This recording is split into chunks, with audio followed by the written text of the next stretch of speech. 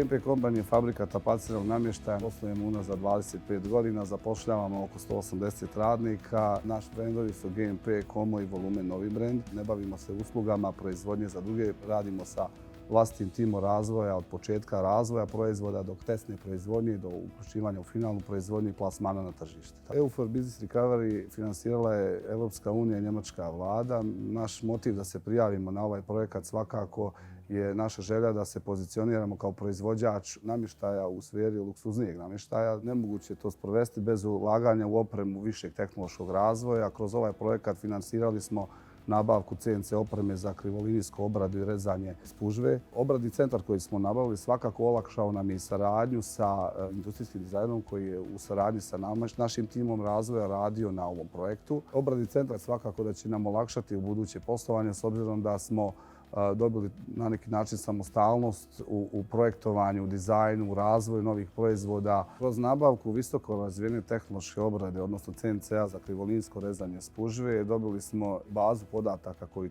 ta oprema kroz svoj rad pravi. Povezivanjem te baze sa modernim digitalnim alatima, uprava kompanije dobila je pravovremene informacije koje su u današnje vrijeme najvažnije za donošenje ispravnih i pravovremenih odluka. Cilj ovog projekta između ostalog bio je da se poslovni rezultati kompanije vrate na one rezultate koje smo imali prije pandemije COVID i kroz ovaj projekat smo i postigli te ciljeve. Imamo porast od 10% i održanje zaposlenosti na nivou koji je bio prije korone. Jedan od ciljeva projekta također bio je da broj domaćih i regionalnih dobavljača povećamo za 10%, također taj cilj je ostvaren, preko 20% je rast domaćih i regionalnih dobavljača. Također bilo je predviđeno kroz saradnju sa eksternim dizajnerom da razvijemo 4 modela namještaja, tapaciranog namještaja i taj cilj je naravno realizovan.